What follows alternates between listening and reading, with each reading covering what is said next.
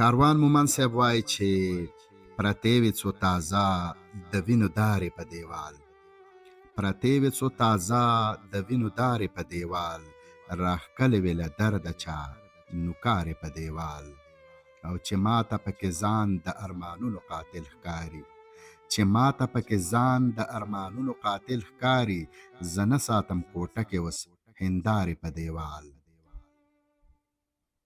او زما د قام عسکر دی که لښکرې د تیمور دی، زما د قام عسکر دی که لښکرې د تیمور دی، کوپړۍ د قام کېښودې قطارې په دیوال.